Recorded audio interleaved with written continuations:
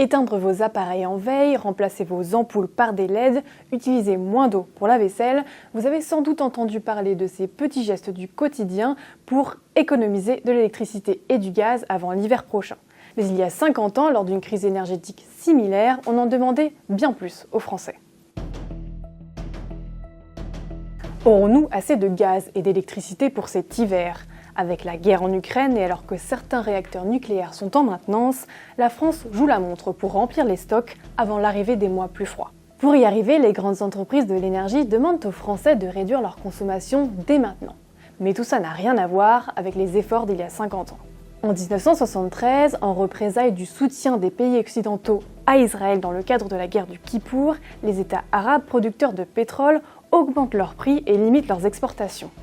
Résultat, le prix du baril flambe. À ce moment-là, les Français sortent des 30 glorieuses, une période prospère où le pétrole coule à flot, mais désormais les Français vont devoir troquer la prospérité pour la sobriété, que ce soit dans l'utilisation de leur voiture ou de l'électricité qui est majoritairement produite grâce aux centrales au fioul et donc au pétrole à cette époque.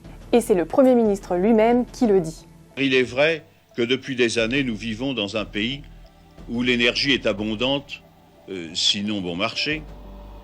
Et il en résulte, comme toujours dans ces cas-là, des gaspillages. Des gaspillages auxquels maintenant il faut mettre un terme. Partout en Europe, on rivalise d'idées pour éviter la pénurie. En France, d'abord, la vitesse est limitée à 90 km/h sur les routes et 120 sur les autoroutes. La publicité lumineuse est interdite le soir dans les rues et les émissions se terminent à 23h pétantes à la télé. C'est aussi à cette époque, en 1976, que Valéry Giscard d'Estaing instaure le changement d'heure pour limiter la consommation d'énergie. Ailleurs, on se serre tout autant la ceinture.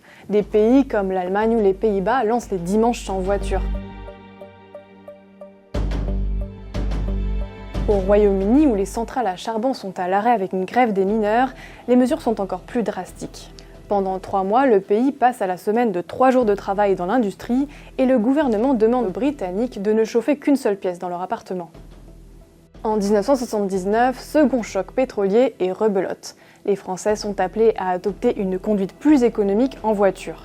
C'est l'opération chasse au gaspille lancée par le ministère de l'Industrie et symbolisée par un drôle de petit bonhomme rose. En un an, les pouvoirs publics estiment que le changement de comportement des Français a permis d'économiser 225 000 tonnes de pétrole.